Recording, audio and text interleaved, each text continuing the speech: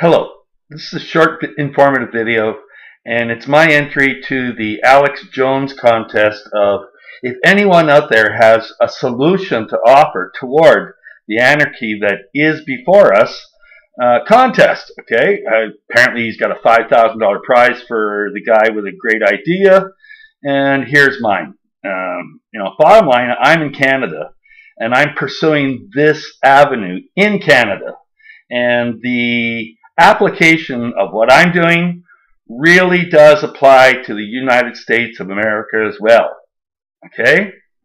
Now, back in 1559, okay, the Queen passed this decree that no one is above the law.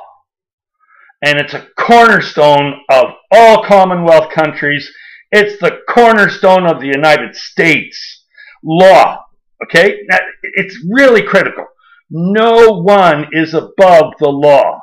And that replaced the era of between 1538 and 1559, which was basically run under these despot rules of King Henry VIII.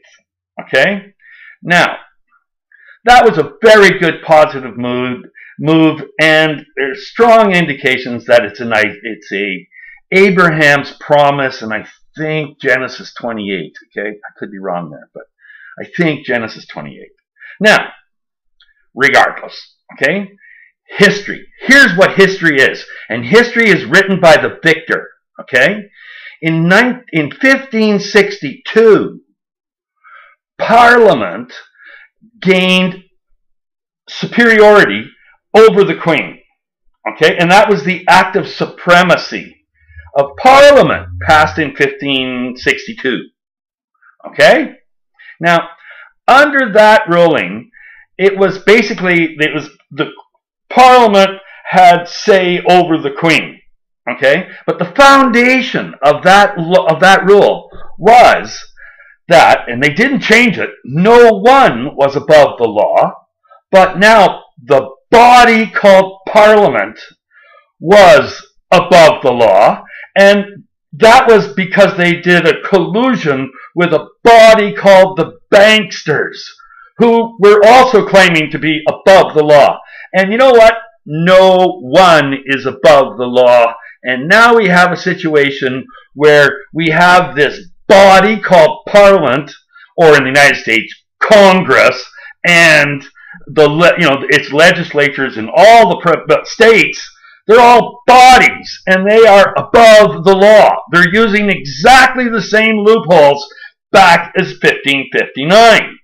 And as I'm saying here, our constitutional reform has fallen back in Canada to the period between 1538 and 1559, and I'm challenging through the Act of Supremacy of 1559 that it needs to be revised from being no one is above the law to nobody is above the law. It's a very sweet, very short solution, and it would change everything.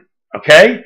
Every American should be out there pounding the pavement peacefully to the effect that nobody is above the law. And that would fix what Jefferson said was a departure in principle.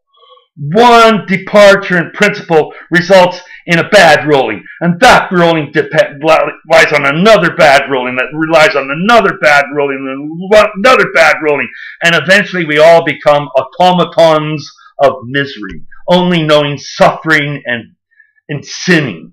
And the forehorse to this is public debt, which is drowning the United States right now. So basically, I'm offering a really simple solution. Instead of saying no one is above the law, nobody is above the law. And that includes the banks, the Congress, the legislature, the president, the CIA, the FBI. Nobody is above the law, because right now all of these bodies are behaving like they are. It's an easy solution. It might be a little rough implementing it, but it's called consent of the governed. It's what Archibald Cox called the most powerful force devised by man to effect real, genuine change without the use of force, of economic force or military power. And that's a solution offered by Archibald Cox, who happens to be, I consider a hero, in spite of the fact that he was on the wrong side. But thank you very much, and I hope this gets consideration over at Alex Jones's station, because my fight is their fight, and we have a common enemy, which are the banksters who have taken over the world. Thank you very much.